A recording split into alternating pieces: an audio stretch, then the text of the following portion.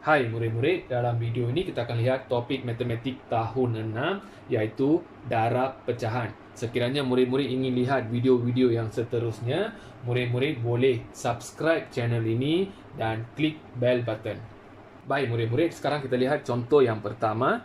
2/3 darab dengan 3/4. Pecahan wajar darab dengan pecahan wajar, iaitu pecahan wajar bermaksud pengangka kecil, penyebut besar.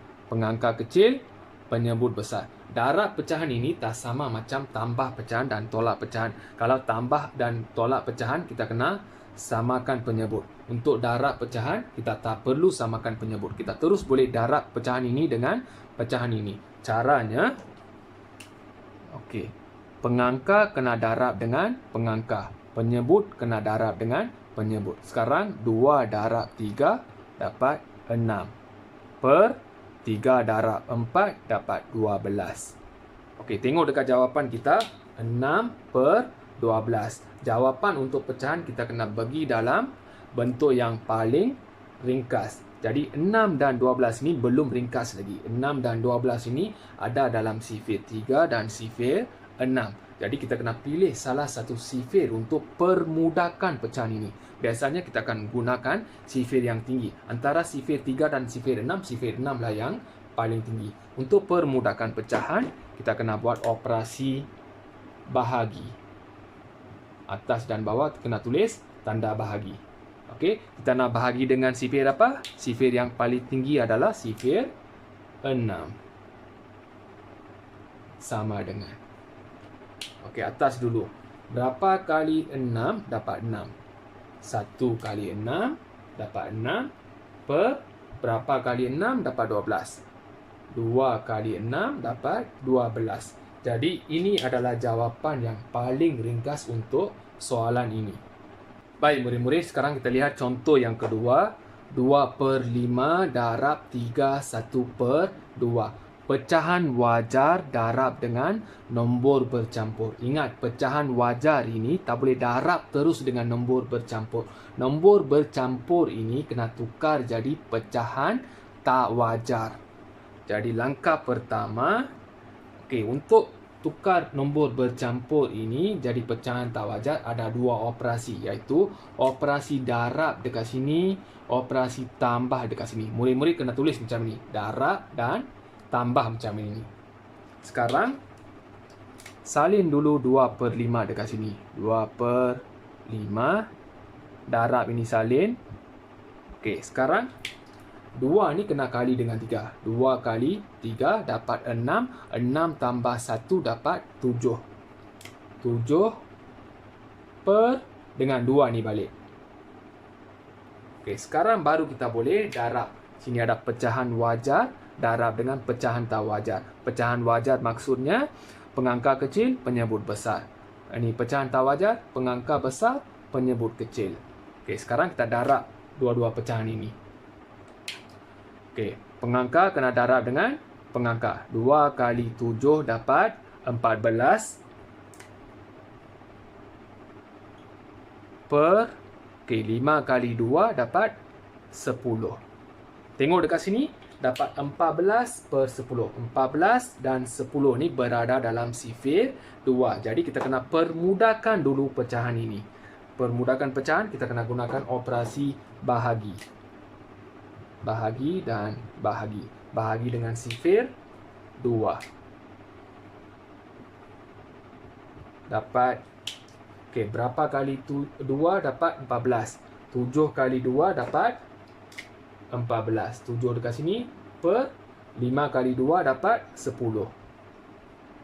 Okey, tengok dekat jawapan kita. Dapat 7/5. Ingat, untuk pecahan kita boleh bagi jawapan dalam pecahan wajar ataupun nombor bercampur. Tapi kita dapat jawapan dalam pecahan tak wajar, iaitu pengangka besar dan penyebut kecil. Kita tak boleh bagi jawapan macam ini. Jadi kita kena tukar yang ini jadi nombor bercampur. Tengok dekat sini, 7/5. Per bermaksud bahagi. Jadi 7 ni kena bahagi dengan 5. Kita buat dalam bentuk lazim. 7 dalam 5 keluar. 1 kali 5 dapat 5. Tolak. Okey, 7 tolak 5 dapat 2. Sekarang kita kena tulis dalam nombor bercampur. Untuk tulis dalam nombor bercampur, kita label dulu. Yang ini A, ini B, ini C. Sekarang kita kena susun nombor dalam nombor bercampur.